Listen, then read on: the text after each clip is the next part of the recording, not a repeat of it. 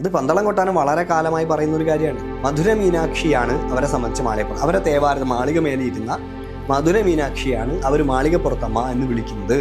ശബരിമല ഉത്സവ സമയത്ത് അയ്യപ്പന്റെ ആ രൂപം, പുറത്തേക്ക് എഴുന്നള്ളിക്കുന്ന രൂപം, ആ രൂപം മാളികപ്പുറത്തമ്മയുടെ മുമ്പിൽ ഇങ്ങനെ തല കുനിക്കും. അമ്മയാണെന്നുള്ള റെസ്പെക്റ്റോടു കൂടി തല കുനിക്കും. അപ്പോൾ കാമുകിയോടുള്ള ഭാവത്തിലല്ല അവിടെ ഉള്ള. അത് ശബരിമല ഉത്സവത്തെ ശ്രദ്ധിച്ചു നോക്കിയാൽ മനസ്സിലാവും. ഇപ്പൊ ചാത്തൻ കോഴിക്കൊടിയോൻ എന്നാണ് പറയാ. ശാസ്താവിന്റെ കൊടി കോഴിക്കൊടിയാണ്. ശാസ്താവിന്റെ കോഴിക്കൊടിയോൻ എന്നാണ് പറയുന്നത്. വളരെ റെയറായിട്ട് ആരും ശ്രദ്ധിക്കാത്തൊരു ഡേറ്റയാണ്. ആ കോഴിക്കൊടി അടയാളമായിട്ടുള്ള ചാത്തൻ കോവിലിൽ പോയി പ്രാർത്ഥിച്ചു എന്ന് പറയുമ്പോൾ അതേ കോഴിക്കൊടിയാണ് ശാസ്താവിനുള്ളത്. അങ്ങനെ നോക്കുമ്പോൾ ചാത്തൻ തന്നെയാണ് ശാസ്താവ്. ഇനി അയ്യപ്പൻ ആരാണ് എന്നൊരു ചോദ്യം. അയ്യപ്പൻ ഒരു വളരെ എന്താ പറയുക, ഒരു നമുക്ക് ചിന്തിക്കുന്ന സമയത്ത് ഒരുപാട് ആശയക്കുഴപ്പമുണ്ടാക്കുന്ന ഒരു സങ്കല്പമാണ്. ഇനി പന്തളം കൊട്ടാരത്തിൽ ഒരു കുട്ടി, മണികണ്ഠൻ എന്ന് പറയുന്ന ഒരു രാജകുമാരൻ ഉണ്ടായിരുന്നു. ആ കുട്ടിക്ക് ഒരു അയ്യപ്പൻ എന്ന് പേര് വിളിച്ചിട്ടുണ്ടാവാം. അങ്ങനെയൊന്നും നമുക്ക് ഇല്ല എന്ന് പറയാൻ പറ്റില്ല. കാരണം അങ്ങനെ ഉണ്ടല്ലോ, മക്കളുണ്ടാവുന്ന സമയത്ത് വിഷ്ണു എന്നും കൃഷ്ണൻ എന്നൊക്കെ പേരിടില്ലേ. ഞാൻ അറിയുന്ന ഒരു വലിയ സ്കോളർ ഈ അടുത്ത് കേരളത്തിൽ വന്ന സമയത്ത്, മാർക്ക് ഡിച്ച്കോവ്സ്കി എന്ന് പറയും, അദ്ദേഹം വന്ന സമയത്ത് അദ്ദേഹം വേദത്തിൽ പരാമർശിച്ചിരിക്കുന്ന കാളിയെക്കുറിച്ച് ഏതാണ്ട് 15 പേജ് ഓളം അദ്ദേഹം എഴുതിയ ഒരു ആർട്ടിക്കിൾ അത് വായിച്ചു. അപ്പോൾ ഈ മാളികപ്പുറത്തമ്മ ആര്? ആ ചോദ്യം അത് ഐരമലയിൽ കൊട്രവൈയാണ് എന്നാണ് പറയുന്നത്. ചേരന്മാർ ആരാധിച്ചു വന്ന ഐരമലയിലിരിക്കുന്ന കൊട്രവൈ എന്ന് പറയുന്ന നമ്മുടെ ആദി മാതൃസങ്കല്പാണ് ആ മാളികപ്പുറം. പക്ഷെ ശിവൻ ഉണ്ടോ വിഷ്ണു ഉണ്ടോ എന്നുള്ള ചിന്തയേക്കാൾ കൂടുതൽ നമ്മൾ അടിസ്ഥാനപരമായി ആചരിച്ചു വന്നിരുന്ന ഇപ്പൊ കാളി ചാത്തൻ 2 വിശ്വാസങ്ങൾ, അയ്യപ്പനും കാളിയും തന്നെ പറയാം. അയ്യപ്പൻ കാവുകളും കാളി കാവുകളും കേരളത്തിൽ ധാരാളം. അപ്പൊ ശബരിമല സങ്കല്പമായിട്ട് ബന്ധപ്പെട്ട് ഏറ്റവും പ്രധാനപ്പെട്ട ഒരു സ്ഥാനമായിട്ടാണ് നമ്മൾ മണിമണ്ഡപത്തെ കാണേണ്ടത്. ഇത്തരത്തിലുള്ള ഒരു വിഭാഗത്തിൽപ്പെട്ടവരാണ് തെളിയിച്ചിരുന്നത്. ഇത് എന്തുകൊണ്ട് മറച്ചു വെച്ചു ഇത്രയും കാലം?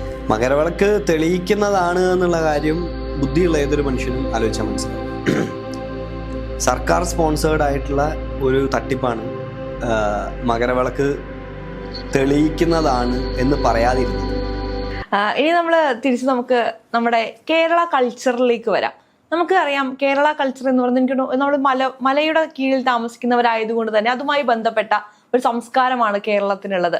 അങ്ങ് ഒരു ഇന്റർവ്യൂവിൽ പറയുന്നത് കേട്ടു, കേരളത്തിൻ്റെതായ ഒരു ഹിസ്റ്ററി ഇല്ല, തമിഴകവുമായി ബന്ധപ്പെട്ട് കിടക്കുന്നതാണ് കേരളത്തിന്റെ സംസ്കാരം എന്ന് പറയുന്നത്. അപ്പോൾ കേരളത്തിലെ ദൈവങ്ങളും ഈ തമിഴകവുമായി ബന്ധപ്പെട്ട് കിടക്കുന്നവരല്ലേ?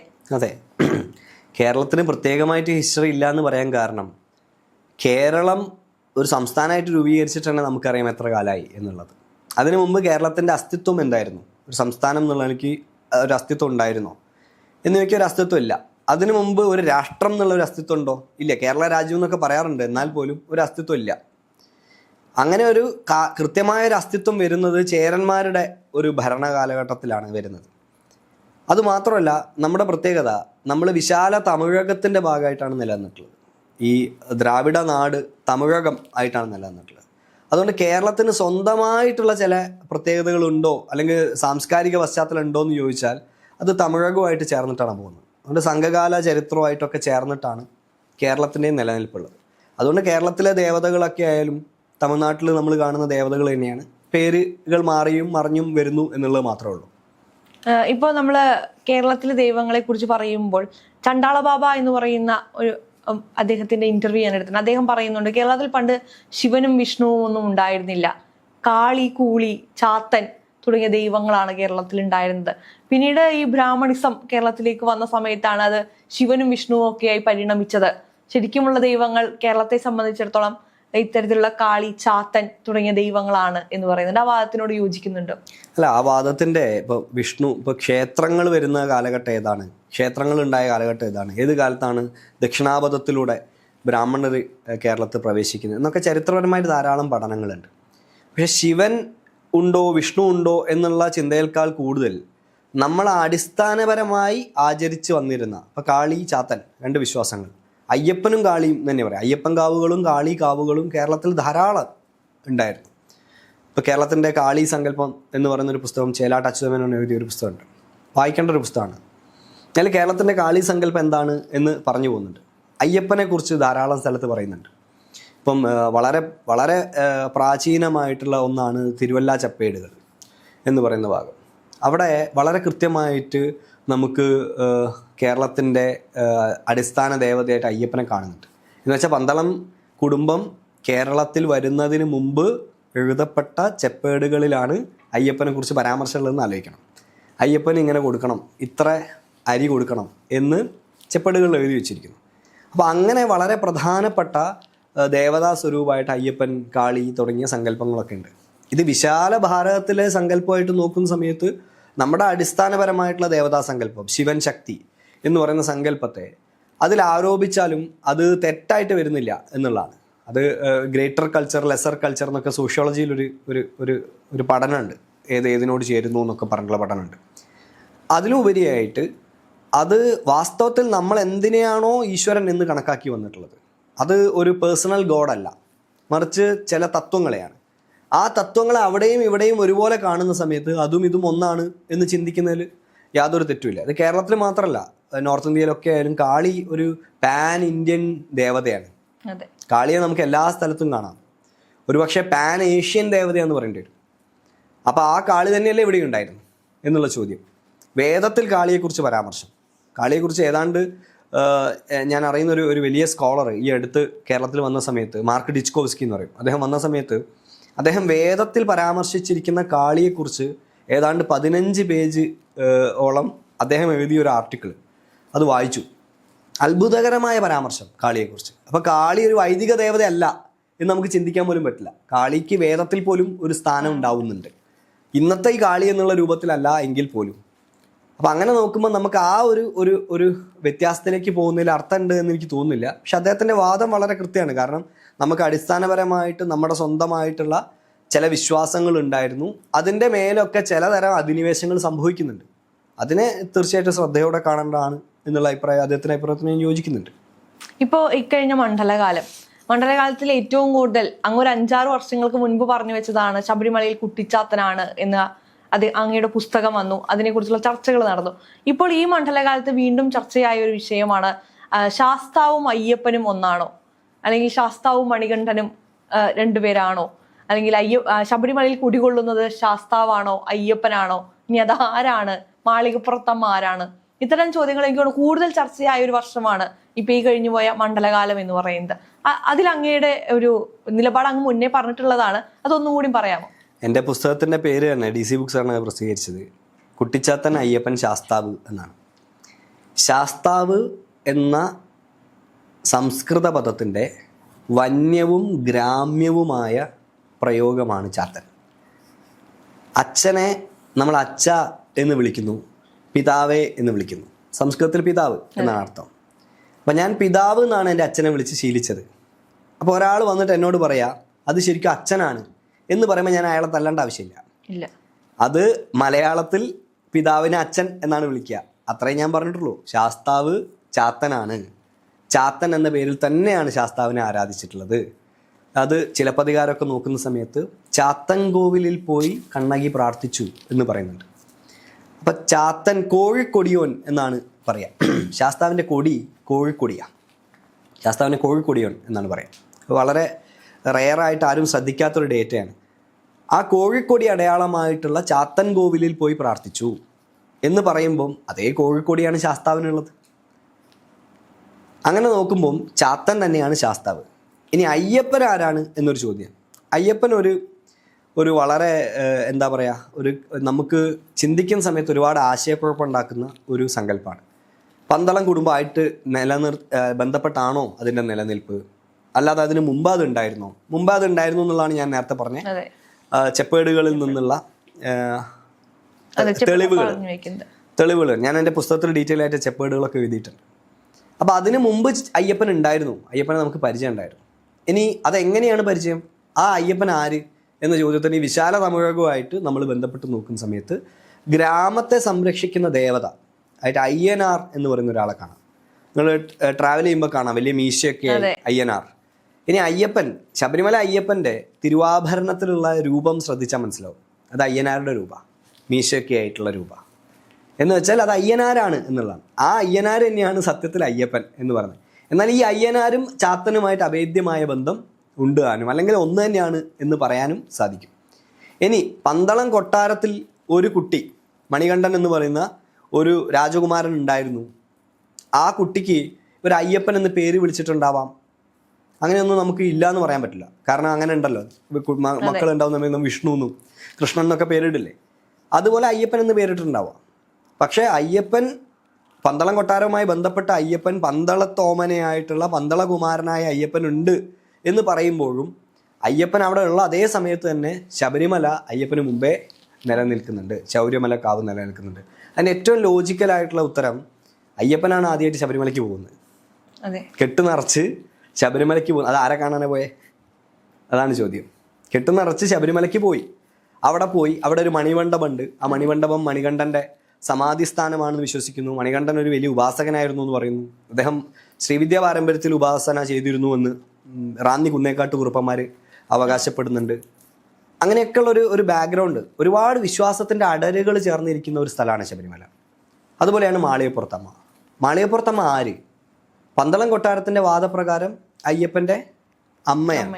ഞാൻ എൻ്റെ ആദ്യത്തെ ഇൻ്റർവ്യൂ തന്നെ പറഞ്ഞിട്ടുണ്ട്, ഇത് അയ്യപ്പൻ്റെ കാമുകിയല്ല, ഇത് അയ്യപ്പൻ്റെ അമ്മയാണ്. അപ്പോൾ അതിനൊരുപാട് ചീത്ത എനിക്ക് കേട്ടു. കാരണം നമ്മൾ വിശ്വസിച്ച് വരുന്ന ചില ശീലങ്ങളാണ്, അത് മാറുമ്പോഴാണ് നമുക്ക് പ്രശ്നം ഉണ്ടാവുന്നത്. അപ്പോൾ നീ ആരടാ അയ്യപ്പൻ്റെ കാമുകി അല്ല എന്ന് പറയാൻ എന്നാണ് ചോദ്യം. ഞാൻ അന്ന് ചോദിച്ചു, അന്ന് കൊറോണ സംഭവിച്ചിട്ടില്ല, അന്ന് ഞാൻ ചോദിച്ച ഒരു ചോദ്യം, മാളികപ്പുറത്തമ്മ അയ്യപ്പൻ്റെ കാമുകിയാണെന്നിരിക്കെ അയ്യപ്പൻ കൊടുത്തിട്ട് വാക്ക്, ഇതൊരു ഗോസിപ്പ് കഥയാണെന്ന് ഞാൻ പറയാം. എന്താ വാക്ക്? ആ വാക്ക്, കന്നിസ്വാമികൾ കയറാത്ത വർഷം ഞാൻ മംഗലം കഴിക്കും. അപ്പം എൻ്റെ ചോദ്യം, അന്ന് കൊറോണ സംഭവിച്ചില്ല, അപ്പൊ കന്നിസ്വാമി കയറാത്ത വർഷം ഉണ്ടായി. കന്നിസ്വാമി കയറാത്ത വർഷം ചരിത്രത്തിൽ ആദ്യമായിട്ടുണ്ടായി. അങ്ങനെ ഉണ്ടാവില്ല എന്നായിരുന്നു നമ്മളെ വിശ്വാസം, പക്ഷെ ഉണ്ടായി. ചോദ്യം ഇതാണ്, അങ്ങനെ കന്നിസ്വാമിയായി മാലയിട്ട് പോകുന്ന ഒരാളെ മാളികപ്പുറത്തമ്മ അനുഗ്രഹിക്കണോ അതോ ദേഷ്യത്തോടെ നോക്കണോ? കാരണം ഇവരെ കല്യാണം മുടക്കാൻ വന്ന ആളല്ലേ. തീർച്ചയായിട്ടും. അപ്പൊ ആ കഥയ്ക്ക് എന്താണ് സാങ്കത്യം? ഒരു സാങ്കത്യവും ഇല്ല. അപ്പൊ അയ്യപ്പൻ്റെ ആരാണ് മാളികപ്പുറത്തമ്മ? അയ്യപ്പൻ്റെ അമ്മയാണ് മാളികപ്പുറത്തമ്മ. അത് പന്തളം കൊട്ടാരം വളരെ കാലമായി പറയുന്ന ഒരു കാര്യമാണ്. മധുര മീനാക്ഷിയാണ് അവരെ സംബന്ധിച്ച് മാളികപ്പുറം. അവരെ തേവാരത്ത് മാളിക മേലിയിരുന്ന മധുര മീനാക്ഷിയാണ് അവർ മാളികപ്പുറത്തമ്മ എന്ന് വിളിക്കുന്നത് എന്ന് പറയുന്നു. ഇനി ശബരിമലയാണെന്ന് പറയുന്നവരില്ലേ? അതിലേക്ക് ഞാൻ വരുന്നത്. അപ്പൊ ആ അമ്മയാണ് എന്നുള്ളത് നമുക്ക് ശബരിമലയിലെ ഉത്സവ സമയത്ത് മനസ്സിലാവും. ശബരിമലയിലെ ഉത്സവ സമയത്ത് അയ്യപ്പൻ്റെ ആ രൂപം, പുറത്തേക്ക് എഴുന്നള്ളിക്കുന്ന രൂപം, ആ രൂപം മാളികപ്പുറത്തമ്മയുടെ മുമ്പിൽ ഇങ്ങനെ തല കുനിക്കും. അമ്മയാണെന്നുള്ള റെസ്പെക്റ്റോടു കൂടി തല കുനിക്കും. കാമുകിയോടുള്ള ഭാവത്തിലല്ല അവിടെ ഉള്ള. അത് ശബരിമല ഉത്സവത്തെ ശ്രദ്ധിച്ചു നോക്കിയാൽ മനസ്സിലാവും. ഇനി ശബരിമലയിലെ ഉത്സവം മാളികപ്പുറത്തമ്മയുടെ ഉത്സവമാണ്, സത്യത്തിൽ അയ്യപ്പൻ്റെ ഉത്സവമല്ല. അയ്യപ്പനുമായി ബന്ധപ്പെട്ടല്ല ഉത്സവം നിലനിൽക്കുന്നത്, മറിച്ച് മാളികപ്പുറത്തമ്മയുടെ ഉത്സവമായിട്ടാണ്. അപ്പോൾ ഈ മാളികപ്പുറത്തമ്മ ആര്? ആ ചോദ്യം അത് ഐരമലയിൽ കൊട്രവൈയാണ് എന്നാണ് പറയുന്നത്. ചേരന്മാർ ആരാധിച്ചു വന്ന ഐരമലയിലിരിക്കുന്ന കൊട്രവൈ എന്ന് പറയുന്ന നമ്മുടെ ആദി മാതൃസങ്കല്പമാണ് ആ മാളികപ്പുറത്തമ്മ. ആ മാളികപ്പുറത്തമ്മ എന്നെ സംബന്ധിച്ച് ഞാൻ പറയുന്ന സമയത്ത് അത് കരിനീലിയാണ്. അത് ആ മല നോക്കിയാൽ തന്നെ മനസ്സിലാവും. കരിമല, നീലിമല, കരിനീലിമല, ശബരി പീഠം, ശാബര സംവിധാനമാണ് എന്നൊക്കെ നമുക്ക് അറിയാൻ പറ്റും. അങ്ങനെ ശബരിമല ഒരുപാട് വിശ്വാസങ്ങളുടെ ഒരു അടരാണ്. അപ്പോൾ ഇത് ഒരു അടര് മാത്രം എടുത്തിട്ട് ഇതാണ് ശരി എന്ന് നമുക്ക് പറയാൻ പറ്റില്ല. പല അടരുകൾ കൂടിച്ചേർന്നാണ് ശബരിമല വിശ്വാസം ഉണ്ടായിരിക്കുന്നത്. അപ്പോൾ അയ്യപ്പനും ശാസ്താവും ഒന്നാണോ എന്ന ചോദ്യത്തിന് ഇതുപോലെയായി നമുക്ക് ഉത്തരം പറയാൻ സാധിക്കുള്ളൂ. അയ്യപ്പൻ ശാസ്താവിൻ്റെ ഒരു അവതാരമാവാം, അയ്യപ്പൻ ശാസ്താവിനെ ഉപാസിച്ചിരുന്ന ഒരാളാവാം, അല്ലെങ്കിൽ അയ്യനാർ എന്ന അർത്ഥത്തിൽ ശാസ്താവ് തന്നെയാവാം. അപ്പോൾ നമുക്ക് വളരെ കൃത്യമായിട്ട് ഒരു കട്ട് ആൻഡ് റൈറ്റ് ആയിട്ട് ഒരു ആൻസർ പറയാൻ പറ്റില്ല. നേരെ മറിച്ച് അത് എന്തുകൊണ്ടാണ് പറ്റാത്തത്? ഒരുപാട് അടരുകൾ, വിശ്വാസത്തിൻ്റെ അടരുകളാണ് ശബരിമലയിലുള്ളത്. അതാണ് അതിൻ്റെ ശക്തിയും വൈജാത്യവും ഭംഗിയും. ഈ മണിമണ്ഡപവുമായി ബന്ധപ്പെട്ട് ഇപ്പം അങ്ങ് പറഞ്ഞു, അത് സമാധി സ്ഥലമാണ്, ജീവസമാധിയാണ്, അവിടെ ഇരുന്നിട്ടാണ് അയ്യപ്പൻ ശാസ്താവിലേക്ക് ലയിച്ചത് എന്ന് പറയുന്ന ഒരു വാദമുണ്ട്. അതേപോലെ അവിടെ വന്നിട്ടാണ് അയ്യപ്പൻ മെഡിറ്റേഷൻ ചെയ്തിരുന്നത്, അല്ലെങ്കിൽ അദ്ദേഹം തപസ് ചെയ്തിരുന്ന സ്ഥലമാണ്, അല്ലാതെ ജീവസമാധിയല്ല എന്ന് വാദിക്കുന്നവരുണ്ട്. എനിക്ക് തോന്നുന്നു തന്ത്രി അടക്കം അങ്ങനെ പറയുന്ന ഒരു സ്റ്റേറ്റ്മെന്റ് നമ്മൾ ഈ മണ്ഡലകാലത്ത് കേൾക്കുകയുണ്ടായി. ശരിക്കും ഈ മണിമണ്ഡപത്തിന് ശബരിമലയുടെ അതേ പ്രാധാന്യം എന്ന് വെച്ചാൽ ശ്രീകോവിലിന്റെ അതേ പ്രാധാന്യം ഉണ്ടെന്നാണ് ഒരുപാട് പേർ പറയുന്നത്. അതിൻ്റെ ഒരു ചരിത്രം എങ്ങനെയാണെന്ന്? മണിമണ്ഡപത്തിന് തീർച്ചയായിട്ടും ശബരിമലയുടെ അതേ പ്രാധാന്യമുണ്ട്. അത് ശബരിമല ഉത്സവം നോക്കുന്ന സമയത്ത് അയ്യപ്പൻ്റെ ആ ജീവസ്വരൂപത്തിനെ എവിടെ നിന്നാണ് നീരാജനത്തിൽ കത്തിച്ച് ഉണർത്തുക എന്ന് നോക്കിയാൽ മതി. അതാണ് അതിലെ ഏറ്റവും. തന്ത്രി കുടുംബത്തിന് അത് നിഷേധിക്കാൻ പറ്റില്ലല്ലോ. ഇല്ല. എന്തുകൊണ്ടാണ് ഇവിടുന്ന് ഇത് ചെയ്യുന്നത്, വേറെ എവിടെ നിന്നും ചെയ്തൂടെ? അപ്പോൾ അവിടെ വെച്ച് അയ്യപ്പൻ്റെ ജീവചൈതന്യത്തിന് ഉണർത്തിയിട്ടാണ് ശബരിമല ഉത്സവം നടക്കുന്നത്. അപ്പോൾ അത് വളരെ കൃത്യമായിട്ട് നോക്കിയാൽ അത് വളരെ പ്രധാനപ്പെട്ട ഒരു സ്ഥാനം തന്നെയാണ്. അതല്ല എന്ന് പറഞ്ഞിട്ട് യാതൊരു കാര്യമില്ല. അപ്പോൾ ശബരിമല സങ്കല്പമായിട്ട് ബന്ധപ്പെട്ട് ഏറ്റവും പ്രധാനപ്പെട്ട ഒരു സ്ഥാനമായിട്ടാണ് നമ്മൾ മണിമണ്ഡപത്തെ കാണേണ്ടത്. അതുകൊണ്ട് ഒരു ക്ഷേത്രത്തിൻ്റെ കോമ്പൗണ്ടിൽ ഒരിക്കലും അവിടേക്ക് ഒരു മണ്ഡപം ഉണ്ടാക്കി വെക്കേണ്ട ആവശ്യമില്ല. അപ്പോൾ ഇത് ഇവിടെ ആവശ്യമില്ലാത്തതാണ് എന്ന് പറയുന്നതിൽ യാതൊരു അർത്ഥവുമില്ല. അത് വളരെ ആവശ്യമുള്ള ഒരു കാര്യമാണ്. അവിടെ ഓരോ കല്ലും വളരെ പ്രാധാന്യത്തോടു കൂടെ കാണേണ്ട, അത് എന്തൊക്കെയോ ഉദ്ദേശത്തിലാണ് വെച്ചിരിക്കുന്നത്. അപ്പോൾ ഇത് ചിലപ്പോൾ ഒരു വെറുതെ ഒരു കല്ലായിരിക്കും, ഒരു പ്രധാനപ്പെട്ട ഒരു സ്ഥാനത്തായിരിക്കും വെച്ചിരിക്കുന്നത്. അത് മാറ്റാൻ നമ്മൾക്ക് ഒരുപാട് തവണ ആലോചിക്കേണ്ടതായിട്ടുണ്ട്. കാരണം അതിന് എന്തെങ്കിലും ഒരു സാങ്കത്യം ശബരിമല വിശ്വാസമായിട്ട് ബന്ധപ്പെട്ടുണ്ടാവും. ശബരിമല എപ്പോഴും ശ്രദ്ധിച്ച് ഇടപെടേണ്ട ഒരു സ്ഥലമാണെന്നാണ് എൻ്റെ അഭിപ്രായം. ഇപ്പൊ മകരവിളക്ക് വരികയാണ്. മകരവിളക്കുമായി ബന്ധപ്പെട്ടിട്ടും ഇത്തരത്തിൽ ഒരുപാട് വിവാദങ്ങളുണ്ട്. ആദ്യം മകരവിളക്ക് തെളിയുന്നു എന്ന് പറഞ്ഞു, പിന്നീട് അത് തെളിയിച്ചു അല്ലെങ്കിൽ തെളിയിക്കുന്നു, അത് നമ്മൾ ഇവിടുന്ന് പോയിട്ടാണ് തെളിയിക്കുന്നത്, അല്ലെങ്കിൽ പണ്ട് ഇത്തരത്തിലുള്ള ഒരു വിഭാഗത്തിൽപ്പെട്ടവരാണ് തെളിയിച്ചിരുന്നത് എന്നുള്ള കാര്യം. ഇത് എന്തുകൊണ്ട് മറച്ചു വെച്ചു ഇത്രയും കാലം? അത് തന്നെ തെളിയുന്നതാണെന്നുള്ള രീതിയിലുള്ള ഒരു പ്രചരണമാണ് നമ്മുടെ നാട്ടിൽ ഉണ്ടായിരുന്നത്. ശരിക്കും ഈ മകരവിളക്കിന്റെ ഒരു സങ്കല്പം എന്തായിരിക്കും? മകരവിളക്ക് തെളിയിക്കുന്നതാണ് എന്നുള്ള കാര്യം ബുദ്ധിയുള്ള ഏതൊരു മനുഷ്യനും ആലോചിച്ചാൽ മനസ്സിലാവും. സർക്കാർ സ്പോൺസേർഡ് ആയിട്ടുള്ള ഒരു തട്ടിപ്പാണ് മകരവിളക്ക് തെളിയിക്കുന്നതാണ് എന്ന് പറയാതിരുന്നത് ഒരുപാട് കാലം. അങ്ങനെ ചെയ്യാൻ പാടില്ല, ഒരിക്കലും ചെയ്യാൻ പാടില്ല. എൻ്റെ അച്ഛൻ്റെ അച്ഛൻ ഒരുപാട് വർഷം ശബരിമലയ്ക്ക് പോയ ഒരു ഗുരുസ്വാമിയാണ്. അദ്ദേഹത്തിൻ്റെ മാലയാണ് ഞാനിപ്പോഴും മലയ്ക്ക് പോകുമ്പോൾ ഉപയോഗിക്കാറുള്ളത്. 40-45 വർഷത്തോളമായിട്ട് അദ്ദേഹം മലയ്ക്ക് പോയ ഒരാളാണ്. ഞാൻ വളരെ ചെറിയ കുട്ടിയാകുമ്പം അച്ഛനോട് ചോദിച്ചിട്ടുണ്ട് ഈ മകരജ്യോതി എന്താണ് എന്ന്. അച്ഛൻ പറഞ്ഞാൽ അത് തെളിയിക്കുന്നതാണ്, തെളിയിക്കാതെ എങ്ങനെ തെളിയും എന്ന യുക്തിപരമായ ഉത്തരമാണ് എൻ്റെ അച്ഛൻ്റെ അച്ഛൻ എന്നോട് അന്ന് പറഞ്ഞത്. പിന്നീട് യുക്തിവാദികൾ വലിയ സംഘമായിട്ട് അത് അതൊക്കെ അത് പോകുന്നതേ വിവരക്കേട്, അത് വേറെ കാര്യം. തെളിയിക്കുന്നതാണ് എന്ന് പറയാൻ വേണ്ടി ഒരു സംഘം അവിടെ പോകേണ്ട ആവശ്യമൊന്നുമില്ല. തെളിയിക്കാതെ ഒരു സാധനം തെളിയില്ല എന്നുള്ള യുക്തിപരമായ ബുദ്ധിയൊക്കെ മനുഷ്യന്മാർക്ക് വേണം. ഇന്നും കുറേ ആളുകൾ വിശ്വസിക്കുന്നുണ്ട് അത് സ്വാഭാവികമായി തെളിയുന്നതാണ് എന്ന്. വാസ്തവത്തിൽ അത് ഞാൻ വിശ്വസിക്കുന്നത് അത് കൊട്ടവയ്യായി ബന്ധപ്പെട്ട ഒരു പ്രധാനപ്പെട്ട ഒരിതാണ്. ഈ മകരജ്യോതി, ഈ മകര നക്ഷത്രം, മകരി എന്ന് പറയുന്ന, അല്ലെങ്കിൽ ഐരി എന്ന് നേരത്തെ പറഞ്ഞ ഐരമലയിൽ കൊട്ടവൈ ദേവി മകൈരം എന്ന് പറയുന്ന ഒരു നക്ഷത്രമായിട്ടൊക്കെ ബന്ധമുണ്ട്. ഈ മകൈരം എന്ന നക്ഷത്രത്തിന് മൃഗശീർഷം എന്നാണ് പറയുക. മൃഗം എന്ന് വെച്ചാൽ കലമാൻ അല്ലെങ്കിൽ മാനാണ്, ശീർഷം തല, കലമാൻ കൊമ്പ്. ഈ കലമാൻ കൊമ്പിലാണ് കൊട്ടവയ്യെ ഉപാസിച്ചിരുന്നത്. കാളിനീലി ശൂലി കുമാരി കലൈമാൻ സെൽവി എന്ന് പറയുന്നുണ്ട്. അത് കലൈമാൻ്റെ സെൽവിയാണ്, കലൈമാൻ ശിവനാണ്, കലൈമാൻ്റെ സെൽവിയാണ് എന്നൊരർത്ഥമുണ്ട്. അല്ല, കലമാൻ പുറത്താണ് കൊട്ടവൈ വരിക എന്നുള്ളൊരു സങ്കല്പം ഉണ്ട്. കൊട്ടവൈ എപ്പോഴും ഒരു യുദ്ധദേവത, സമരിയാണ്. അവൾ വരിക കലമാൻ്റെ പുറത്താണ് എന്ന് പറയുന്ന ഒരു സങ്കല്പമുണ്ട്. ഇപ്പോൾ ശബരിമലയിലെ മകരജ്യോതി വാസ്തവത്തിൽ മാളികപ്പുറത്തമ്മയുമായി ബന്ധപ്പെട്ടാണ്.